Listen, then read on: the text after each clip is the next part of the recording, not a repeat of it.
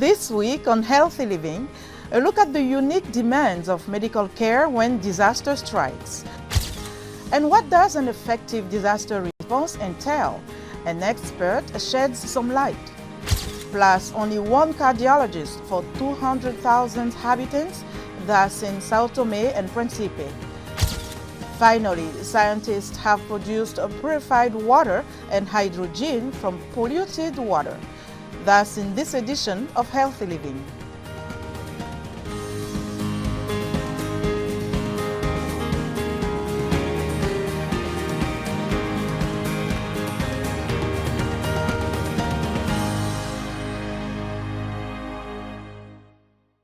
Hello and welcome to another episode of Healthy Living. I'm Linor Moudou. Disasters can strike at any moment with little notice. Hurricanes, floods, and earthquakes are often unexpected natural disasters that can cause chaos. They can happen suddenly with little or no warning and may lead to personal injury, public health threats, and significant infrastructural damage, making it difficult to provide care to those in need. Each year, millions of people are affected by natural and man-made disasters around the world, according to the U.S. National Institute of Health. Experts say disasters directly impact the health of the population, resulting in physical trauma, acute disease, and emotional trauma. Among other things, they can cause severe injuries requiring extensive treatments, deaths, and increased risk of communicable diseases and damage on critical infrastructure, including healthcare facilities. Following the catastrophic earthquake in Morocco, disaster medicine has become a critical component of the ongoing humanitarian relief efforts. Emmanuel Moajidibaye and Emmanuel Ngapela guide us through this essential aspect, which is emerging as the cornerstone of the response. Disaster medicine is a unique area of medical care. The World Health Organization defines a disaster as a large and overwhelming event that requires external assistance because the resources of hospitals, a region, or location are insufficient. The characteristic of disaster medicine are, it's a medicine that does not look only after health, that's true. We have to look after the sick. But it's a medicine that's not only somatic, but also societal, because of the damage to society. And finally, it's a psycho-behavioral medicine, where we must deal not only with the victim, but also with those who are unarmed. When a disaster strikes, emergency medical services are often the first on site. They include first responders and paramedics. In this exchange, there's always information exchange to make sure that those receiving the patient know what happened as much as possible, what we have done in the meantime, what treatment we have given during transport, and understand the situation a little bit. The scale of a disaster medical intervention is determined by factors such as the nature and scale of the disaster, as well as its location. For small-scale disasters, we'll just trigger an emergency plan at the hospital level to cope with the massive influx of victims, which we call the white plan. For medium and intermediate scale disasters, we activate what we call the red or no-vi plan for large numbers of victims. On the other hand, in the event of large-scale disasters such as an earthquake, we activate what we call the RSEC plan, which stands for Rescue Organization. Experts say good coordination with key players is critical for the success of the disaster medical intervention.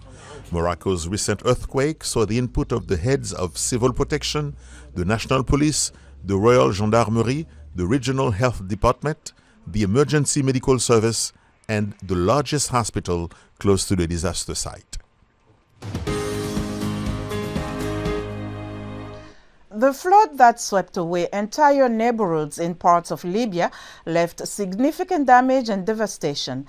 Karen Donnelly, Senior Vice President for Crisis Response, Recovery and Development with the International Rescue Committee, discusses what an effective disaster response entails and how issues such as waterborne diseases could be prevented.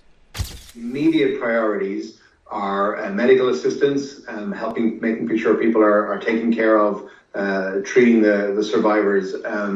Many of the health facilities in those areas have themselves been damaged and destroyed, lost their stocks of pharmaceutical supplies, other equipment. So getting doctors and nurses into the area, we've been transporting Ministry of Health staff to affected areas, getting pharmaceutical supplies, medical equipment in, but also the basic relief items that people need. People need cooking utensils, blankets, they've lost everything. So first priority, help the survivors, help the living, help those who need immediate assistance. But there's a larger recovery effort that's going to be needed. As we're really worried about the risk of, as you say, cholera and other diseases emerging. Not only has the water supply infrastructure itself been destroyed, but there's significant contamination from sewage systems that have been damaged, from waste facilities, from fuel from vehicles and petrol gas stations that have been damaged. So water, to the extent that it is available, is certainly not safe and puts people at risk, and that risk only grows over time. So the immediate need is in water tanking, new water facilities. Water purification is something that we're exploring with some partners as to how we might be able to, at scale, support Libyan authorities, Libyan communities to purify water at scale. When it comes to future developments, how do we protect against something like this happening again? Obviously, in this particular instance, the bulk of the devastation was occurred by the failure of the dams, the collapse of two dams. So ensuring adequate maintenance to public infrastructure is critical, but so too is predicting the climate impacts of the impacts of future extreme weather events. We know that with the climate crisis, extreme weather events, torrential downpours and floods are likely to be more frequent.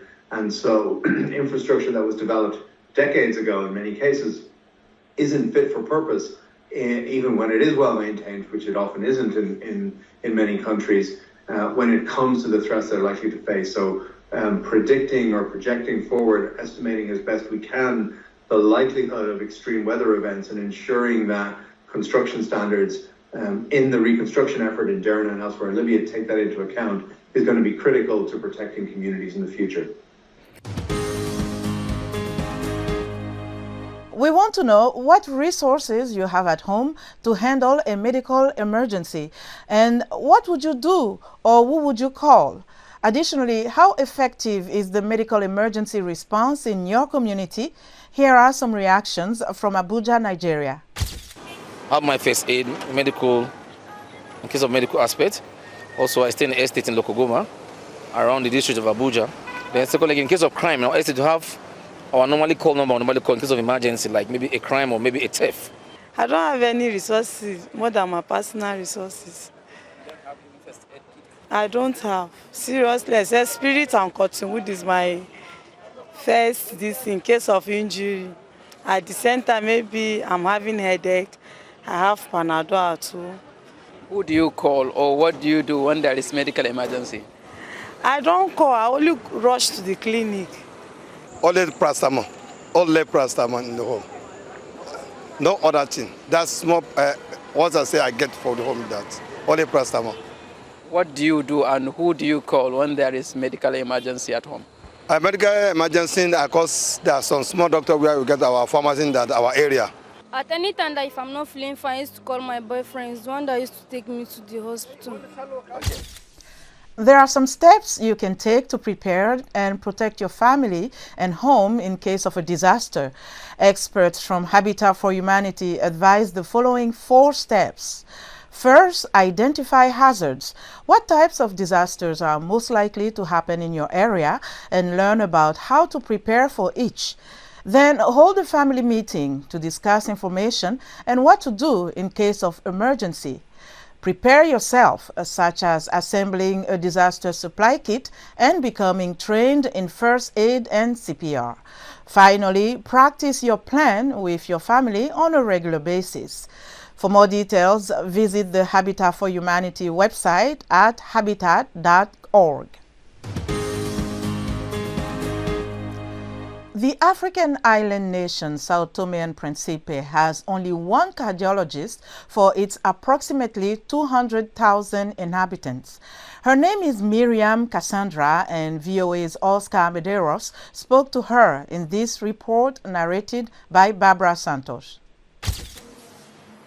Jersey Borges says she traveled more than 150 kilometers, 93 miles by boat, from Principe Island to Sao Tome Island, seeking help from the only cardiologist on the archipelago, Dr. Miriam Cassandra. I live in Principe and we don't have a cardiologist there. I've been through so many medical appointments, exams, but they couldn't find out what I have. So the doctor there transferred me so I could be seen by Dr. Miriam. Dr. Cassandra is the only cardiologist for Sao Tome and Principe's more than 200,000 inhabitants. She sees 20 to 25 patients a day. It turns out to be a big overload in the sense of having to be always available to solve problems, and it is a heavy burden to know that all people who develop heart conditions may need me. Health Minister Celso Junqueira says more needs to be done to train personnel and also reach out to other foreign partners for assistance. We have already expressed interest with our partners like Portugal, the World Health Organization, and even Cuba, so that we can invest more in training in this area, taking into account that the demand is increasing. Around 60% of patients with cardiovascular diseases do not follow up with medical treatment due to lack of financial resources, says Dr. Cassandra. We make appointments, but many don't show up on the appointment day for financial reasons to travel between islands. Another concern is that cardiovascular diseases are chronic diseases and need continued medication. The increase in the cost of living has worsened this scenario. It is very worrying. In most cases that require evacuation to Portugal, patients end up dying, says Dr. Cassandra. We have patients waiting for almost a year and their condition is deteriorating. We have many cases like that and it's getting worse. After about 2 years of operating in makeshift facilities, the cardiology service at Hospital Aires de Menezes has recently been rehabilitated, but Dr. Cassandra says more needs to be done to modernize the hospital. Researchers at Oregon State University have developed a process that uses polluted water to produce hydrogen while purifying the water at the same time. VOA's Julie Tabo reports on advances in the fossil fuel alternative. From powering our vehicles to generating electricity for our homes and businesses, green hydrogen is a clean fuel that's increasingly being used as an alternative source of energy in a variety of industries. Most hydrogen comes from a chemical process using natural gas, which generates a lot of carbon dioxide. By contrast, green hydrogen can be produced by renewable energies, such as wind or solar power, without carbon emissions. It can be extracted from both freshwater and seawater. And now, researchers at Oregon State University have developed a system to produce hydrogen from herbicide-tainted water, commonly found on farms, while purifying the water at the same time. Water is essential for life, but consuming contaminated water can have severe effects on our health. For farmers, for example, this technology can be used, and so they can purify water while at the same time they can use hydrogen to power something in their farms. Such as farm equipment. The United States is taking a bold action to put our energy sector on a path toward net zero emissions by no later than 2050. Clean hydrogen is central to the Biden administration's efforts toward a cleaner energy future, as more and more countries explore hydrogen as an alternative fuel source. One of the main reasons is countries are recognizing that in order to meet their climate goals, they're going to need a carbon-free molecule, such as hydrogen. That is what's driving innovative hydrogen initiatives in the public and private sector as an alternative fuel source for the future. Thanks for watching Healthy Living. For the latest news and coverage, stay connected to Voice of America at voaafrica.com. You can follow me on X, formerly known as Twitter, at Linoch Mudu. That's our show for today. Until next time, stay well and strive to make every day a healthy day.